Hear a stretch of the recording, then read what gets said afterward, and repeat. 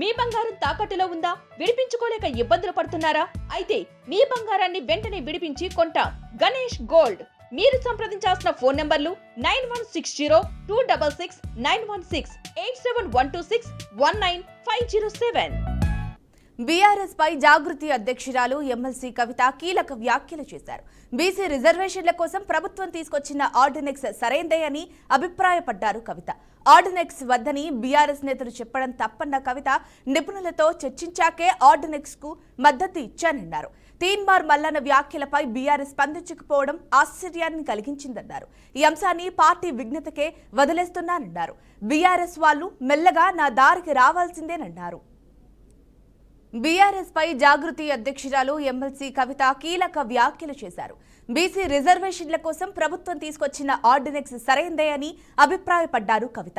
ఆర్డినెక్స్ వద్దని బీఆర్ఎస్ నేతలు చెప్పడం తప్పన్న కవిత నిపుణులతో చర్చించాకే ఆర్డినెక్స్ కు మద్దతిచ్చానన్నారు. తీన్మార్ మల్లన్న వ్యాఖ్యలపై బీఆర్ఎస్ స్పందించకపోవడం ఆశ్చర్యాన్ని కలిగించిందన్నారు. ఈ అంశాన్ని పార్టీ విజ్ఞతకే వదిలేస్తున్నారన్నారు. బీఆర్ఎస్ వాళ్ళు మెల్లగా నా దారికి రావాల్సిందేనన్నారు. ఇక ఇదే అంశానికి సంబంధించి మరింత సమాచారం మా అవుట్పుట్ ఎడిటర్ వెంకట్ అందిస్తారు. చెప్పండి వెంకట్. బీఆర్ఎస్ ఎమ్మెల్సీ కవిత మరోసారి కీలక వ్యాఖ్యలు చేయడం జరిగింది. అండ్ ఆ వ్యాఖ్యల సారాంశం ఆల్మోస్ట్ బీఆర్ఎస్ పార్టీ యొక్క తీరుని తప్పు పట్టేలా ఉంది అని చెప్పడంలో ఎటువంటి సెకండ్ థాట్స్ పెట్టుకోనక్కర్లేదు మనం. ఎందుకంటే ఆ స్థాయిలో ఆమె చాలా స్పష్టంగా మాట్లాడడం జరిగింది. తీన్మార్ మల్లన్న వ్యాఖ్యలు ఇటీవల ఏదైతే వివాదం తలెత్తిందో, పెద్ద గొడవగా అయ్యి చర్చనీయాంశంగా మారిందో, ఆ అంశం సంబంధించి తీన్మార్ మల్లన్న అనే వ్యక్తి అంత తీవ్రంగా వ్యాఖ్యలు చేసినప్పుడు కూడా కనీసం బీఆర్ఎస్ అధినాయకత్వం కావచ్చు, బీఆర్ఎస్ నేతలు ఎవరు ఒక్కరు కూడా మాట్లాడలేదు అనే ఒక ఆవేదన వ్యక్తం చేయడంతో పాటుగా ఈ అంశాన్ని వాళ్ళు ఎందుకు వదిలేశారు అనే విషయం పైన వాళ్ళ విజ్ఞతకే వదిలేస్తున్నారు అని చాలా స్పష్టమైనటువంటి కొంత నిష్ఠూరంగా మాట్లాడిన పరిస్థితి కనిపిస్తుంది.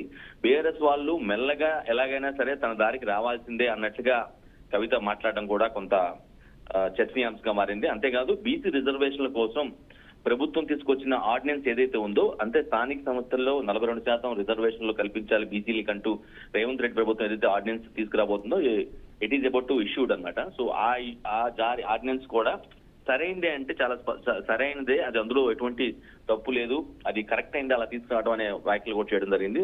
అఫ్ కోర్స్ ఈ ఆర్డినెన్స్ వద్దని బీఆర్ఎస్ నేతలు గతంలో వద్దని చెప్పడం కూడా చూసాం. సో ఆ విషయాన్ని కూడా మేము ప్రస్తావించడం జరిగింది. ఈ విధంగా ఆర్డినెన్స్ బీసీ రిజర్వేషన్ల కోసం తాను పోరాటం చేశారని, అదే ప్రాస్పెక్ట్ లో రేవంత్ రెడ్డి ప్రభుత్వం కూడా కొంత రిజర్వేషన్ల కోసం ఒక ఆర్డినెన్స్ తయారు చేసి కొన్ని చర్చలు జరిపి కొన్ని కులగణన ఇవన్నీ కూడా లెక్కలన్నీ తేల్చిన తర్వాత ఒక ఆర్డినెన్స్ తీసుకొస్తున్న నేపథ్యంలో దాన్ని ఆర్డినెన్స్ వద్దు అని బీఆర్ఎస్ నేతలు చెప్పడం కూడా తప్పు అని కొంత తన నిర్ణయాన్ని కొండబద్దలు కొట్టినట్టుగా స్పష్టం. అంటే బీఆర్ఎస్ అధినాయకత్వం తీసుకున్న నిర్ణయం కొంత మేరకు తప్పు అనే విషయాన్ని కూడా ఆమె చెప్తున్నట్టుగా స్పష్టంగా అర్థమవుతుంది.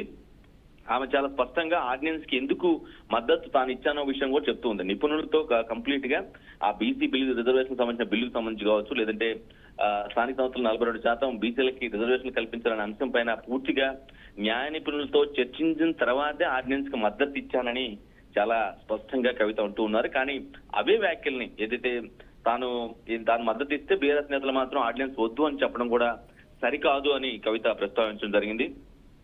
సో ఏదైతే గత కొన్నాళ్ళకి ఉప్పు నిప్పుగా ఉన్నటువంటి పరిస్థితి బీఆర్ఎస్ అధినాయకత్వానికి, at the same time Kavitha కొంత డిస్టెన్స్ మెయింటైన్ చేస్తూ ఉంది. ఎప్పుడైతే ఆ లేఖ బయటపడిందో, ఆ లేఖ బయటపడి ఇప్పటి వరకు కూడా ఆ గ్యాప్ రోజు రోజుకి పెరుగుతూ వస్తుంది తప్పించి క్లియర్ కట్ గా మనకు స్పష్టంగా అర్థమవుతుంది. వాళ్ళిద్దరు బీఆర్ఎస్ అధినాయకత్వం అంటే కేసీఆర్ కి సపోర్ట్ గానే ఉంటుంది. ఖచ్చితంగా కేసీఆర్ ని ప్రతిసారి కూడా ఆమె పొగుడుతూనే ఉంది. బీఆర్ఎస్ అధినేత ఆయన అండర్లోని తెలంగాణ సుభిక్షంగా ఉంటుందని చాలా బలంగా చెప్తుంది. బట్ కేసీఆర్ మినహాయించి ఆల్మోస్ట్ అందరిని కూడా, ఎవరైతే కేటీఆర్ కావచ్చు, హరీష్ కావచ్చు, మిగతా కొంతమంది కావచ్చు, నేతలు అందరిని కూడా కొంత వ్యతిరేకించిన ధోరణిలోనే, ఆ భావనలోనే కవిత ఉన్నట్లుగా మనకి స్పష్టంగా అర్థమవుతుంది.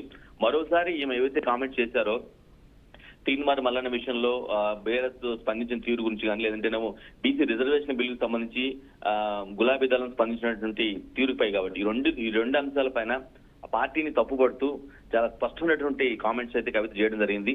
సో తాజాగా ఈ కామెంట్స్ వల్ల మరోసారి బీఆర్ఎస్ అధినేత అంటే బీఆర్ఎస్ వర్కింగ్ ప్రెసిడెంట్ గా ఉన్నటువంటి కేటీఆర్ కావచ్చు, లేదంటే కీలక నేత హరీష్ రావు కావచ్చు, ఇక ముందు కొంతమంది ఎవరైతే కీలక నేతలు వారికి కవితకి మధ్య ఖచ్చితంగా చాలా గ్యాప్ అయితే ఫామ్ అయిందని స్పష్టంగా మరోసారి తాజా వ్యాఖ్యలతో అర్థమవుతూ ఉంది.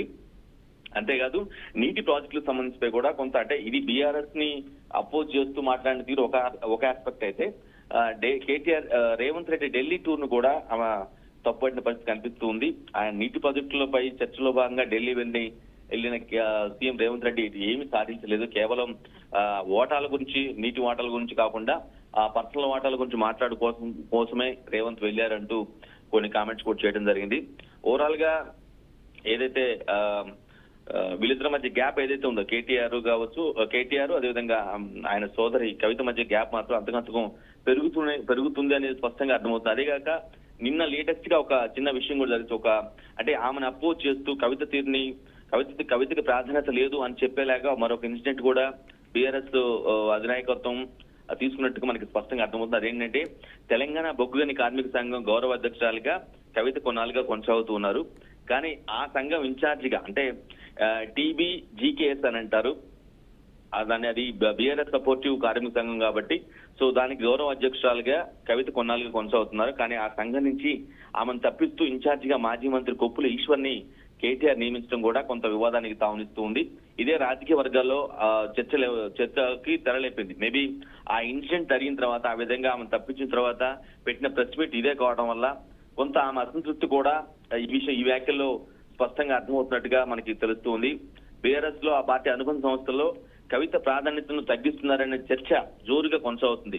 ఏదైతే TBGKS గౌరవ అధ్యక్షురాలుగా ఉన్నటువంటి కవితను తప్పించి ఆ ప్లేస్ లో మాజీ మంత్రి కొప్పుల ఈశ్వర్ని నియమించిన తర్వాత బీఆర్ఎస్ లో కావచ్చు, ఆ పార్టీ అనుబంధ సంస్థలో కావచ్చు కవిత యొక్క ప్రాధాన్యత తగ్గిపోతుందనే చర్చ మాత్రం రాజకీయ వర్గాల్లో పార్టీతో జరుగుతుంది. At the same time political parties లో కూడా ఈ చర్చ స్పష్టంగా కనిపిస్తూ ఉంది. సో ఈ గ్యాప్ మాత్రం ఖచ్చితంగా పెరుగుకుంటూ పోతుంది. ఇది మరి ఎంతవరకు ఏ ఎక్స్టెంట్ కి వెళ్తుంది ఏంటి అనేది కవిత సొంత కుంపటి పెట్టుకోవడానికి అంటే ఇప్పటికీ ఇంటర్నల్ గా చర్చ కొనసాగుతూ ఉంది. ఆమె అక్కడ ఉండరు, వెళ్ళిపోతారు, వేరేది పెట్టుకుంటారని చెప్తున్నప్పటికీ ఒక వాదన చర్చ జరుగుతున్నప్పుడు కూడా 2-3 సార్లు ఆమె లేదు నేను బీఆర్ఎస్ తోనే ఉంటానని ఒక విషయం పైకైతే చెప్పడం జరిగింది. కానీ ఇంటర్నల్ గా చర్చ జరుగుతున్న పరిణామాలు కావచ్చు, ఇంటర్నల్ గా సాగుతున్న చర్చ కావచ్చు, ఇవన్నీ చూసినట్లయితే ఖచ్చితంగా ఆమె బీఆర్ఎస్ కి బాయ్ చెప్పి వేరే కొంత సొంత గుమ్మటి పెట్టుకోవటమా లేదంటేనేమో వేరే పార్టీతో అసోసియేట్ అవటం అనేది జరిగే పరిస్థితి ఉంది అనేది మాత్రం ఖచ్చితంగా మనం చెప్పాల్సిన అవసరం ఉంటుంది. ఝాన్సీ. Thank you Venkat.